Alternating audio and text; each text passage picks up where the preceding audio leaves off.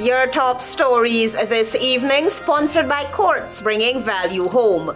No sugar estate will be closed. Wins AGRIVISION 2030 promises to revive Guyana's struggling sugar industry. Sanctioned candidate could put Guyana in a crossfire. Attorney General NANDLALL.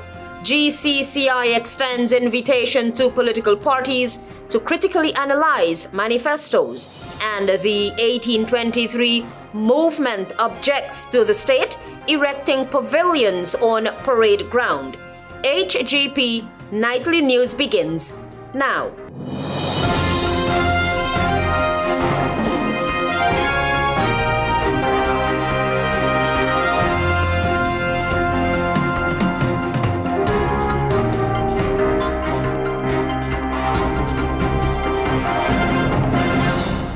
Good evening to our viewers here in Guyana and online. I'm ALETHEA Grant with the Wednesday, 30th July 2025 edition of the HGP Nightly News. We'll tell you this evening that with the sugar industry in a steady decline, the We Invest in Nationhood WIN political party is pledging a turnaround, one that keeps every existing estate open while shifting the sector towards long-term sustainability. Here is that story. In its newly launched national policy, AGRIVISION 2030, We Invest in Nationhood Party, WIN, outlined a plan to modernize sugar production, project jobs, and broaden the sector's scope. The party argues that while the industry is in crisis, it remains viable if paired with the right reforms in technology, land access, and legislation. The proposal comes at a time when many sugar-dependent communities are still feeling the effects of widespread closures, reduced earnings, and limited alternatives. WIN's platform seeks to address those concerns directly, making more than a dozen commitments focused on protecting livelihoods and modernizing operations. Guyana's sugar industry, once a major driver of the economy, has lost ground due to a combination of mismanagement, outdated infrastructure, and falling global prices. In the 1970s and 80s, the sector was a major source of employment and foreign exchange. But by 2017, the Guyana Sugar Corporation had closed several estates, including Wales, Rose Hall, Skeldon, and Enmore, leaving thousands without work. In 2020, the Ali administration moved to reopen some of the shuttered operations. Despite these efforts, the sector continued to struggle, with production reaching just over 56,000 tons in 2022, well below the 100,000-ton target. WIN's proposal put forward a mix of policy, technical and financial interventions aimed at stabilizing the industry and setting it up for gradual transformation. Key features include legislative updates to the 1965 National Cane Farming Committee Act to better reflect the current needs of cane farmers, wage increases for sugar workers targeting rural areas where wage stagnation has been a long-standing concern, and promote energy efficiency. The party is also promising grants, tax incentives, and technical assistance to support diversification into other crops. At least 10% of cane lands would be allocated to organized farming groups under the National Cane Farming Committee. WIN's plan is likely to appeal to voters in areas hit hardest by estate closures under both the PPPC and the APNU-AFC governments, but questions remain about how the proposals will be funded and whether modernization alone can make the industry regain its competitive status. Whether the electorate sees WIN's AGRIVISION 2030 as a realistic plan or political positioning will be tested at the polls, but for now, the party is making a clear pitch. Sugar is not just part of Guyana's plan, it can still play a role in its future. Meanwhile, Attorney General NANDLALL is warning that Guyana could face serious financial and diplomatic fallouts should presidential hopeful Azardin Mohammed, who is under sanctions by the U.S. Department of Treasury, makes it into the National Assembly after the September 1 polls. While he admits that there is no legal basis that prevents Azardin from running for office, the outcome could spell trouble for Guyana. Attorney General AG Anil NANDLALL, during his weekly televised program Issues in the News, clarified that businessman and political hopeful Azardin Mohammed has met the legal requirements to contest the 2025 general and regional elections. However, the AG decided to add his views to the already mounting concerns expressed by members of his party. He, just like President Irfan Ali last week and Vice President Barrett Jagdeo, cautioned the public to think beyond legality. NANDLALL posited that the comments made recently by an international envoy is not an abstract diplomatic threat, but rather the possible effects, which he said is already being felt on the ground. The AG claimed that commercial banks in Guyana have begun closing accounts linked to Mohammed or his associates, including those of young people who have no formal ties to his business empire. Once you form part of the governance structure of the country, there are going to be repercussions. That is a statement of fact. The Guyanese electorate will have to deal with that. He added that this is all part of the global anti-money laundering and countering terrorism financing compliance. Banks, especially those with US dollar transactions, are under pressure to de-risk by cutting ties with high-risk clients.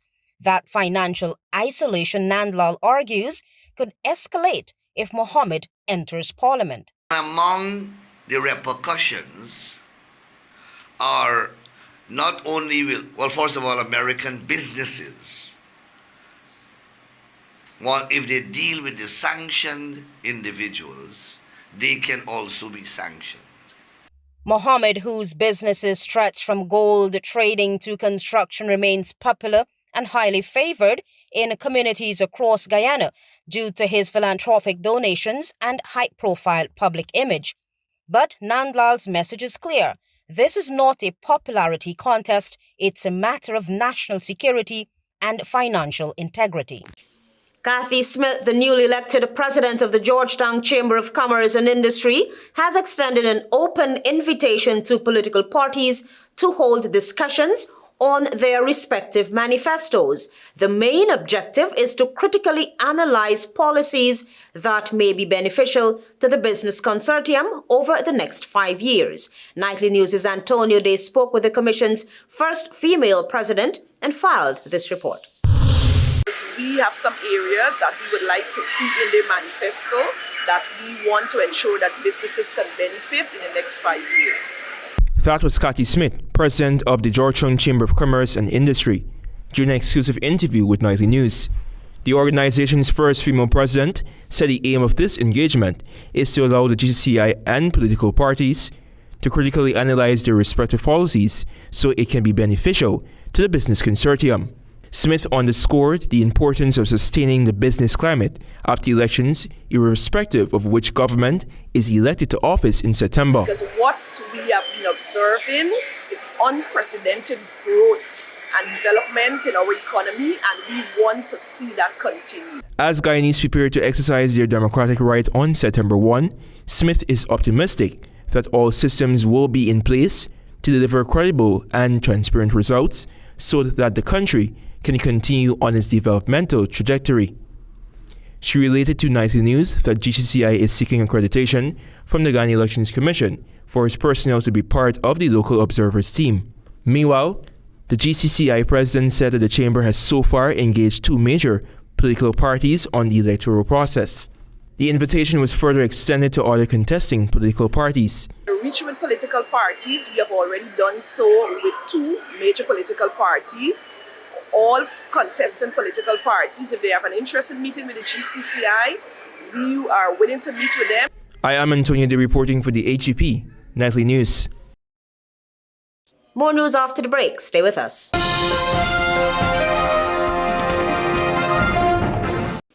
Welcome back with the HGP Nightly News. The Caribbean Public Health Agency, CARFA, on Wednesday launched its bold 2025-2030 strategic plan, which pushes for improved regional health security. Marvin Cato reports.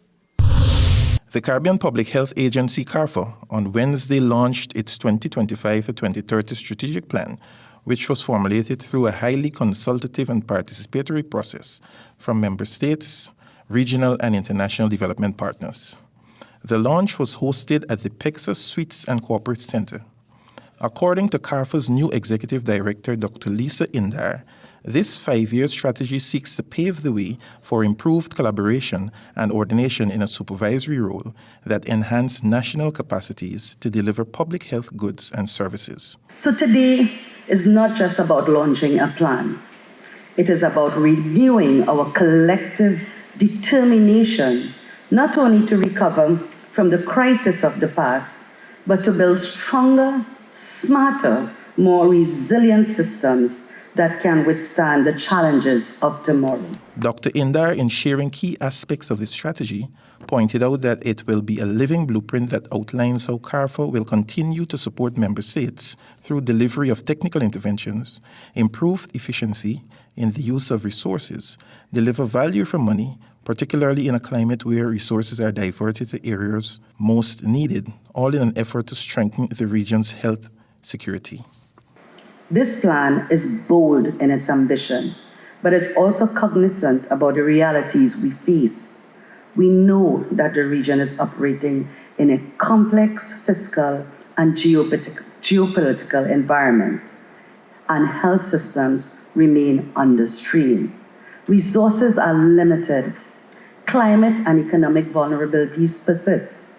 This is why the plan is also a call to action. Meanwhile, Grenada's Minister of Health, Philip Telsford, said the carefully crafted plan is testament to the steadfast leadership to ministers of health across member states. Political commitment is not just about words on paper. It is about showing up. It is about investing in systems, empowering institutions, and standing shoulder to shoulder when the wind blows hardest. Notably, there was no representation from the Ministry of Health sharing a local perspective. The 2-day conference is being held under the theme Stronger Together, Advancing Caribbean Health through Collaboration, Innovation, and Sustainable Action. This is Marvin Cato reporting for HGP Nightly News. Main Street in Georgetown is currently a hive of activity as the African Guyanese community is preparing to observe the spirit of Emancipation. Antonio Day has that story. As Emancipation Day approaches, a vibrant stretch of Main Street in Georgetown has transformed into a lively bazaar of African heritage. That avenue is adorned with bursts of color, rich textures, and tales that echo centuries of cultural significance. Local vendors showcase a variety of beautiful African-inspired crafts, patterned tapestries, and sparkling jewelry.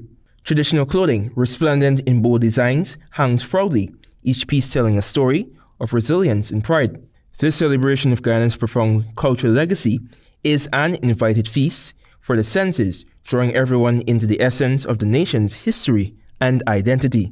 Sister Penda Guyan, executive member of the African Cultural and Development Association, during an exclusive interview with Nightly News, said that this year's pre-emancipation celebrations along the Main Street Avenue will be different from past celebrations, she explained.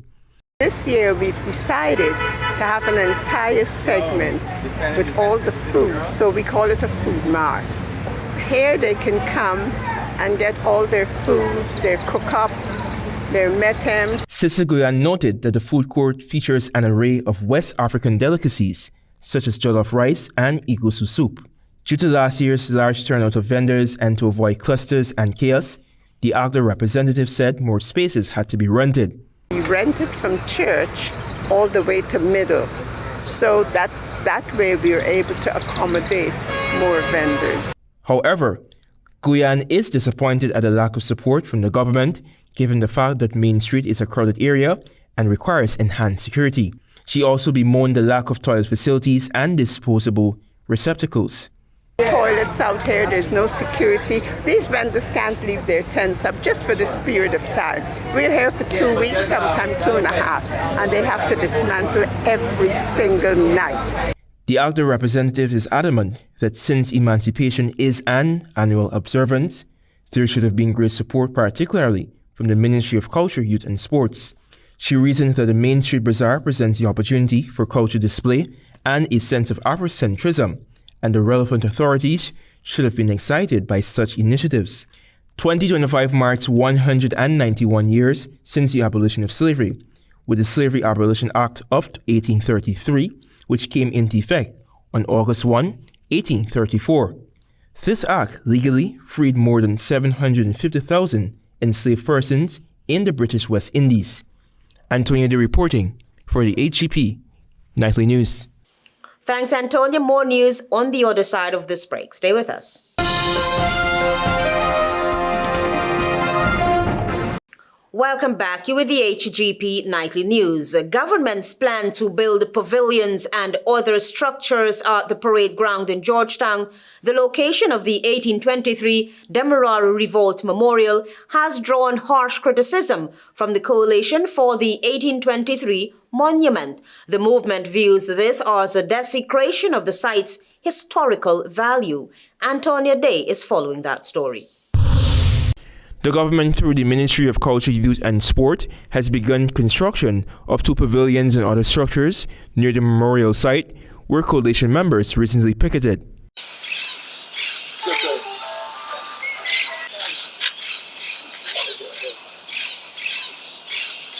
Pendaguyan, the president of the coalition for the 1823 monument, stated that the parade ground is sacred and should not be altered or desecrated. It is disturbing to think that as we approach the 1st of August, we now have a fight on our hands for the parade ground. So that place is being desecrated. Now, how could you tell me at the time when we're coming up to Emancipation, you're going to go to put 2 pavilions beside the 1823 monument on the parade ground, which is sacred ground? Maintaining its significance, Sister Guyan emphasized that the 1823 coalition cannot possibly sit by while the government or any other political party desecrates the ground. The African Culture and Development Association ACTA member called the government out since it professes to respect the rights of Afro-Guyanese. You're at the same time telling the young people that this government is the best thing for them. How could you say this when you're disrespecting the very people that you're asking to support you? Because if you disrespect my 4 parents, common sense tells me that you're disrespecting me. A source told this newscast that the Ministry of Culture, Youth and Sport proceeded with the project without consulting the coalition, while the Georgetown Mayor and City Council were also unaware of it. Sister Penda said inquiries revealed that the contractor was given the go-ahead to commence works by the Minister of Culture and urged Afro-Guyanese not to tolerate disrespect towards their culture. And these young people don't understand that, because it is by design that they're left behind. That's one aspect that we have to look at, that we have to change, is how we treat ourselves, how we respect ourselves, and how we respect others. The 1823 Demerara Uprising was the largest slave rebellion recorded in Guyana's history, lasting from 1823 to 1824. Ultimately, 51 enslaved individuals were sentenced to death, while 31 were executed at the gallows that were located on the parade ground. I am Antonio De reporting for the HGP Nightly News. Stay tuned. Regional news is ahead.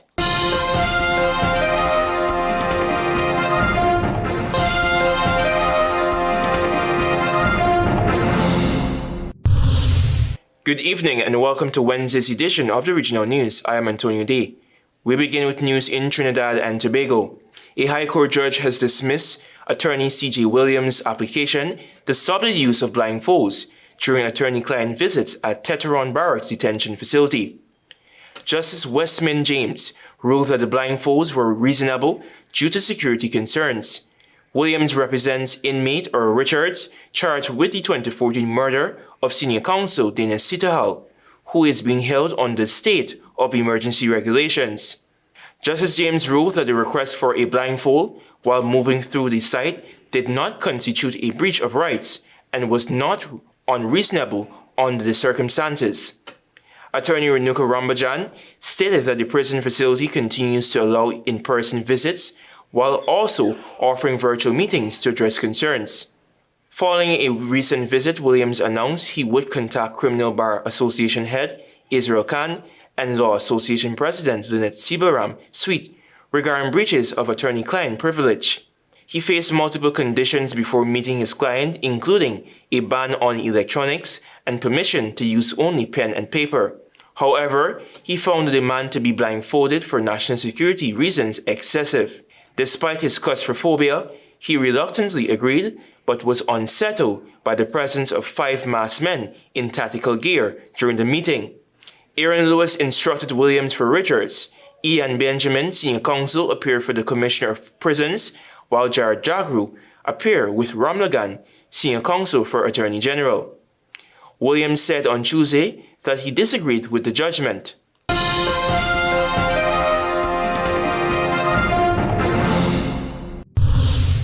Over to news in Antigua and Barbuda. A judge has sentenced a teenager to 3 years in prison for the murder of a Syrian businessman, issuing warnings about youth violence in his ruling. The 16-year-old defendant shot the 25-year-old during a daylight robbery and was already on bail for gun charges. Justice Tundi Bakri expressed concern over the rising violent crime among minors, stating the potential danger being unleashed on the society of Antigua and Barbuda due to the sentence. The judge noted that while the law defines such offenders as children, their acts and deeds are not anywhere near that of a child. They have become a menace to the entire society, and something urgently has to be done. He emphasized the severity of the situation, stating that the main essence of government is to protect the citizens, and if there must be more concerted effort are doing this to rid society of this impending danger by supporting the youths to make their lives more meaningful. Justice Bakri advised the family to rehabilitate the accused before it is too late. He imposed the maximum sentence for a minor with 550 days on remand deducted. Upon release, the accused must check in at a police station twice a week and observe a curfew from 7 p.m. to 7 a.m. for 1 year. His co-accused in his 20s is still awaiting arraignment.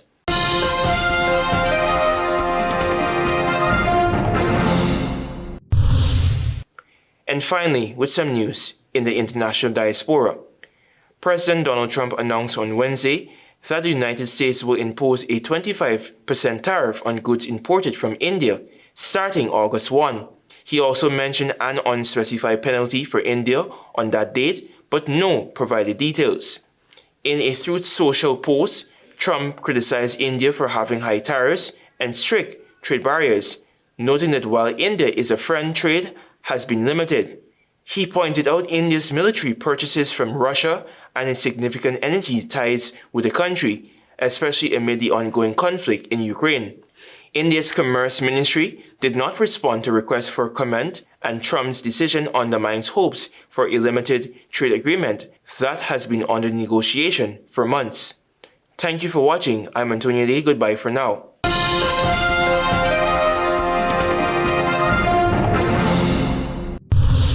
No sugar estate will be closed. WI.N'S AGRIVISION 2030 promises to revive Guyana's struggling sugar industry. Sanctioned candidate could put Guyana in the crossfire. Attorney General Anil NANDLALL. GCCI extends invitation to political parties to critically analyze manifestos. And the 1823 movement objects to the state erecting pavilions on parade ground. Those are our major headlines. For these stories and more, please go to our website. It's www.hgptv.com. I'm ALETHEA Grant. Thanks for watching.